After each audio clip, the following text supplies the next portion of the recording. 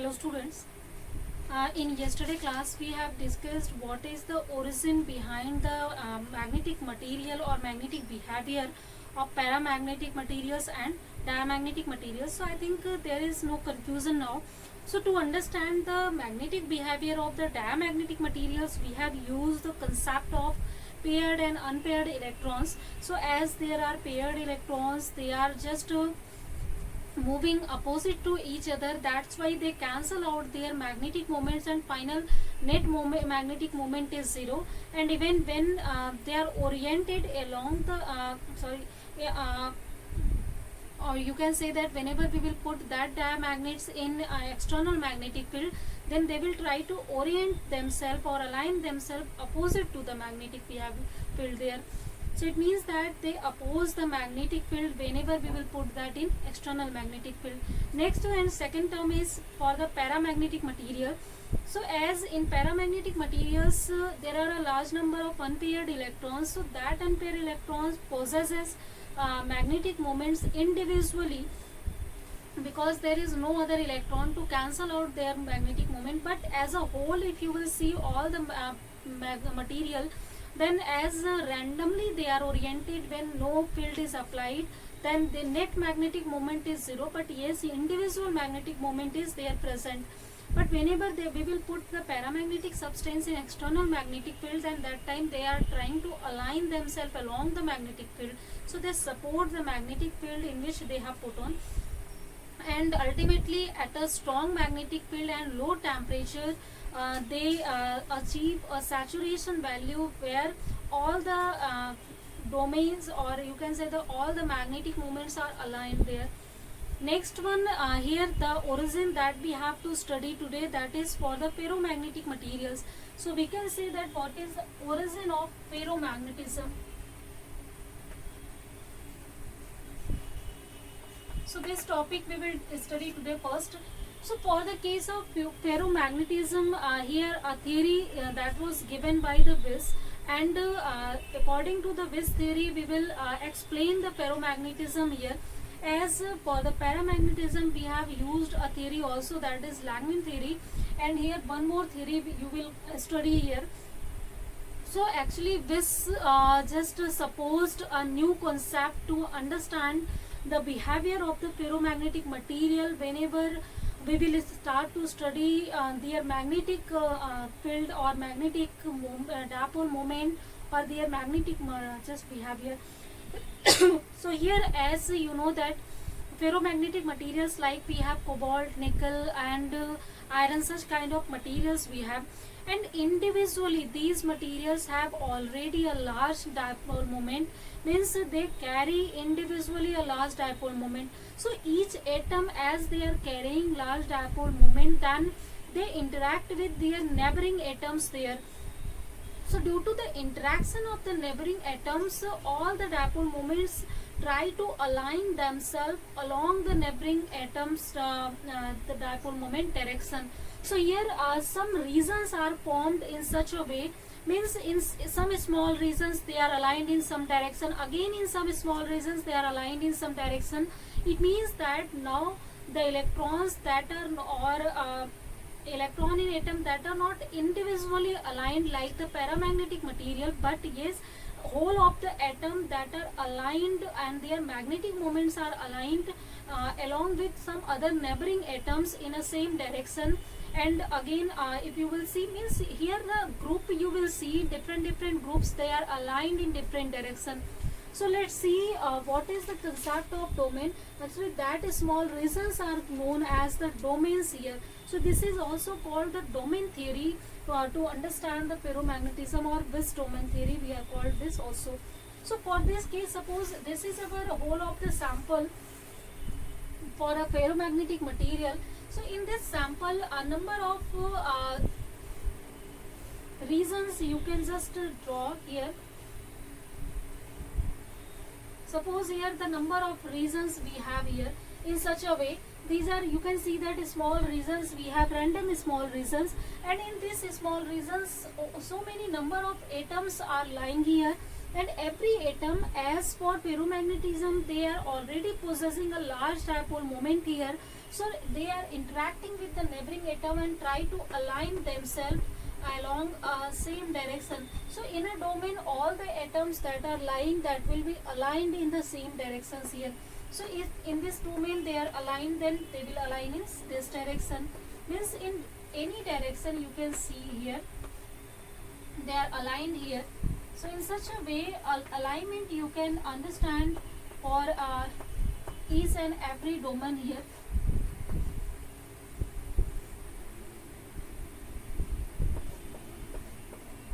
So such kind of, suppose we have a number of reasons in which you can see that the atoms and their dipole moments are aligned in the same directions.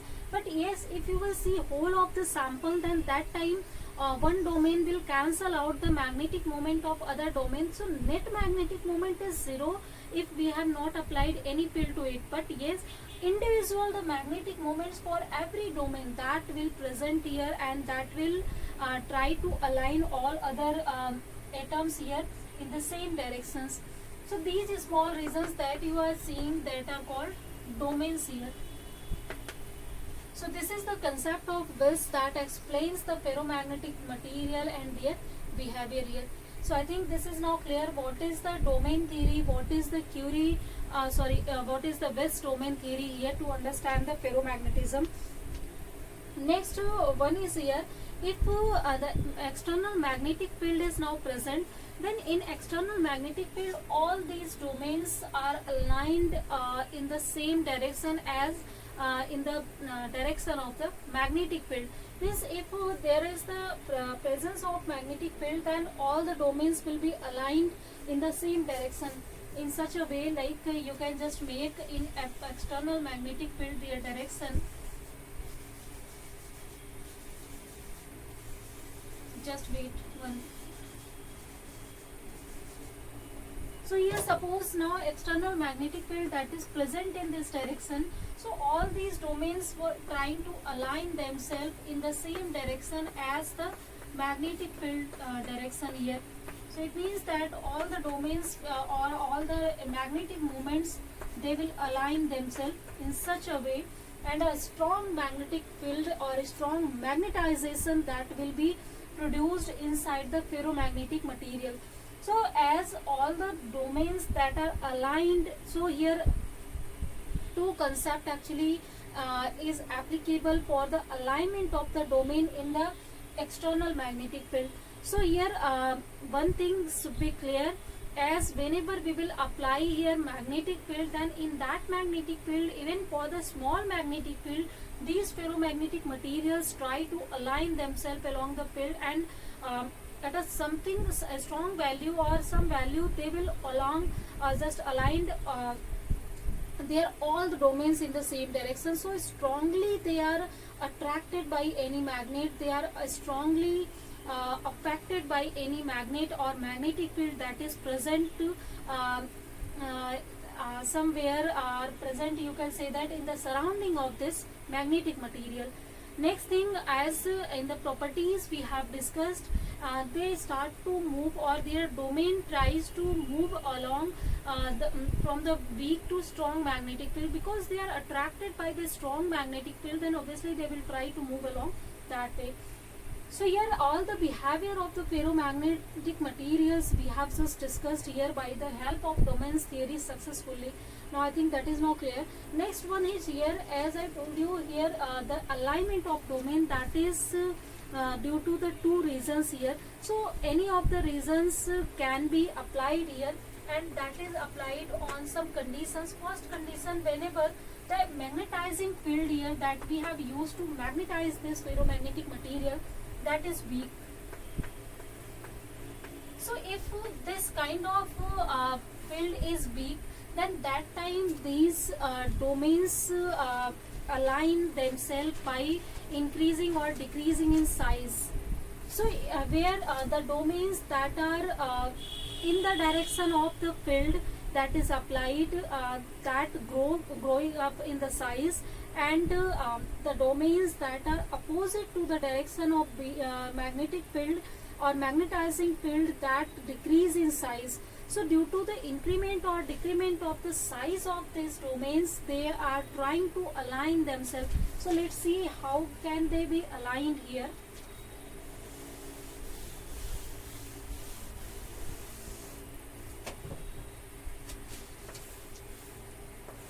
So first we have suppose a sample that is unmagnetized.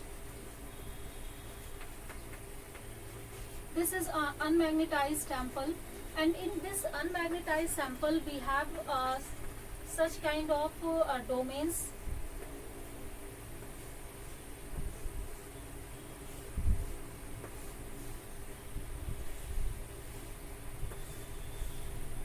So here 4 domains you are seeing, this kind of 4 domains we have, and in this domain the direction of the magnetic moment is in this one, in this domain in this way, and in this domain in this way. When it is equal to 0 means no magnetizing field is applied. So this is our unmagnetized sample that is given to us. Now we have put this unmagnetized sample in weak magnetic field. So when B0, that is suppose in this direction, and this is also weak here.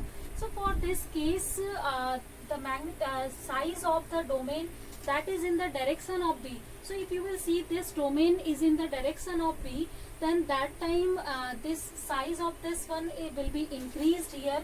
So if size will be increased in such a way, so you can see that the size is increased, and other all the domains that are here, and the one more domain here that is opposite to the B, that decreases in size mostly, and other domain that are in the not in the direction of the B0, that will also decrease in size, but not as this one will be decreased here.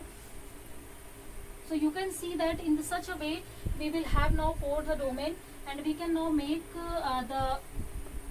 again this sample that is given to us, and the direction of the magnetic moments here in such a way.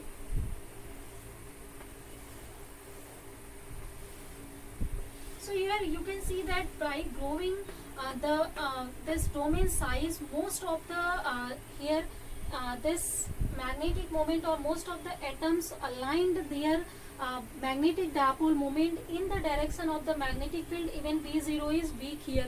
So this time they apply the theory of the increment or decrement of the size of the domain for the alignment of the domains along the field here. But still they will just produce the strong magnetization.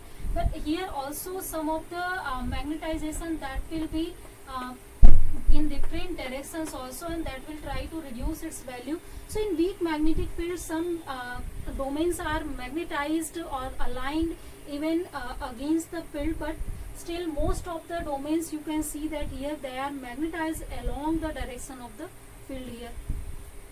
So this is the first method through which we are getting ferromagnetism, or we are getting the alignment of the most of the magnetic moments or most of the domains in the direction of the field here. Second one method is here they are rotating their domains to align along the magnetic field. So the rotation of the domain is occurred whenever strong magnetic field is present. So in the second method you will just study. So for the second method you will have the strong magnetic field. If suppose B0 is in this direction and this is strong here. So for this strong magnetic field, all the domains that will be you can just make in this direction here, or just leave it. In such a way all the domains will be aligned themselves by the rotation.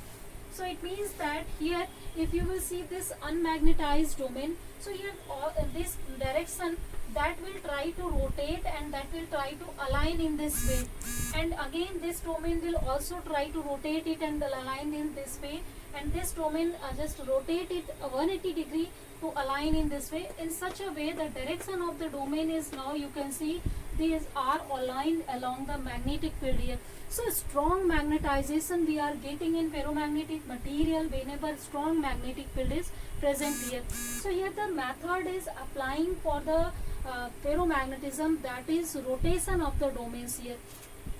So you can see simply the domain theory is successfully applicable to understand the behavior of ferromagnetic material in external magnetic field, to understand the magnetization in ferromagnetic material. So I think this is now clear. How can we understand the magnetization in ferromagnetic materials? So what is the origin behind it and what is the cause behind it? Clear, I think. So in next topic here, after this ferromagnetism and diamagnetism, paramagnetism, their basic properties, or what are the materials, and also what are the origins behind their behavior there. We can see what is the dependence of their magnetization on temperature. So next topic here that we will study, that is dependency of the magnetizing intensity of magnetization, that is denoted by M, I have told you already, and with temperature.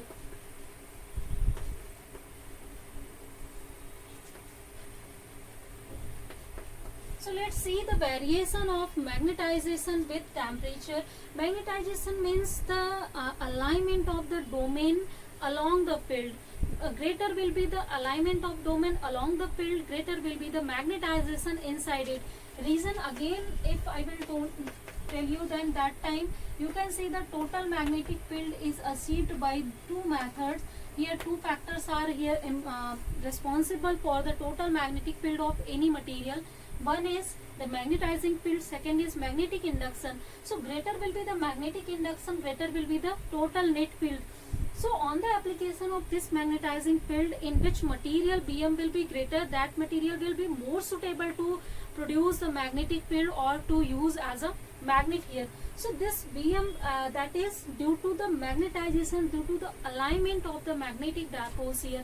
So as alignment is greatest in ferromagnetic material, so that is more suitable to produce strong magnetic field or to just make strong magnets. So here first thing, the first kind of materials we had, that is diamagnetic materials. In simple way we can also say that diamagnets. So let's see what is the variation of the magnetization with temperature in diamagnets. So as I told you, in the case of diamagnets, the magnetic moment that is achieved due to the change in the magnetic moment directly by the field or by the rotation of the field. So as here in the case of diamagnetic materials, we have always the electrons that are in pair. So due to in pair of the electrons, if you will see, one has up spin and one has down spin. So the up spin, suppose this is moving in anti-clockwise, and down spin will move in clockwise direction. So here their direction of movements are different, and that time whenever field will be applied, then field will decrease one the magnetic moment of one, and that will increase the magnetic moment of other here. So here as the velocity changes due to the presence of external magnetic field of this moving electron, then due to that behavior here magnetic moment is changing, and the magnetization, as you can see that here any kind of alignment rotation we are not getting. So by variation in temperature, there is no effect on the magnetization of such kind of materials. So here no effect of temperature on temperature T on M. So this is the first, this is M is independent of the temperature in the case of diamagnets. Second second type of materials we have, that is paramagnetic materials. So for the paramagnetic materials, we can also say them paramagnets. So let's see what is the variation of the magnetization in the case of paramagnets. So as I told you already while saying origin of the paramagnetism, at very low temperature and very strong magnetizing field we are getting a saturation value. So as if you will see, the magnetization is capital M for the paramagnetism, then this magnetization or intensity of magnetization for paramagnetic material depends on two factors, and experimentally this is found out. So for first factor on which it is dependent on, that is M is directly proportional to H, means that intensity of magnetization of paramagnetic material, that is directly proportional to the field intensity. So here it means that if greater will be the field intensity, obviously greater will be the alignment of the dipole moments that we have due to the unpaired electrons here. So it means whenever the H will be greater, the greater magnetic moments will try to align it along the field. So magnetization will be greater here, because in paramagnetism you know that already the alignment of the electrons supports the magnetic field, that is, or magnetizing field, that is applied there. So this one is directly proportional to here, this one. So first factor, that is increasing, you can say that if the field intensity will increase, then that will increase the magnetization. Second, if you will see the variation of M, then it is inversely proportional to the temperature. It means that if we will increase the temperature, then one more thing, and one more time I will go to the kinetic theory. So as you know that with increase in temperature, as electrons, free electrons that are in outermost orbit, they are behaving like the electron gas, and if you will see the ideal gas, then whenever temperature will increase, their kinetic energy will increase. So due to increase in kinetic energy, we can say that the velocity of the electron is going to increase there. So as velocity is increasing, then you know that the greater velocity leads to the randomize the motion of the electrons, means electrons are now moving randomly and more rapidly now. So where the alignment that was the magnetic dipoles that were trying to align along the field, they were started to distort their alignment, they will try to move randomly. So it means that the alignment will decrease whenever we will increase the temperature here. So the magnetization is inversely proportional to temperature. So on these two factors it is depending on. So if you will just see on these two, then this is M is directly proportional to H upon T from here. And if you will solve the more, then M some constant you will get, that is M is equal to C by H. So here if you will find out M upon H, that is equal to C by T, and you know that M upon H is magnetic susceptibility. So magnetic susceptibility for the paramagnetic materials, that is inversely proportional to the temperature. So greater will be the temperature, greater will be the ability to less will be the ability to magnetize any paramagnetic material here. This C that you are seeing here, that is called Curie constant. So as this whole theory is given by Curie, then this is called Curie law here. This is called Curie law. So that explains the behavior of paramagnetic materials with temperature. This is very important behavior of the magnetic materials with temperature, because whenever we are making any magnet, we are using any magnet, then what kind of temperature we should use, that tells us about that, and using that we are making, constructing, and we are using any kind of magnets here and magnetic material there. The third one is here for us, that is ferromagnetic materials. So as if you will see the ferromagnetic materials, then the magnetization, that is also here decreases with increase in temperature. So as I told you the reason, with increase in temperature the kinetic energy of electrons will increase, that will try to randomize the domains there. So due to the randomization of domains there, the alignment will decrease. So magnetization of the ferromagnetic material will decrease in temperature, and at a particular value. Here one more thing, in the case of ferromagnetism, so many atoms were aligned originally, but when we will start to increase the temperature, then alignment of that particular domain, that will disturb also. means that atom that were aligned originally, that will try to now distort, and due to the distortion they will try to lead from to the behavior of the paramagnetic materials. Means like in paramagnetic materials, individual electrons are responsible there. So in a case of ferromagnetism, where atoms were responsible, but now they will try to lead along the thus to paramagnetic behavior. So at a particular temperature, the ferromagnetic material converts into the paramagnetic material. Means all the atoms are randomized there. So due to the randomization of them, they are started to now just to behave like the paramagnetic materials. So this temperature, when ferromagnetic material convert into paramagnetic material, that is called Curie temperature or Curie point. This is called Curie temperature or Curie point.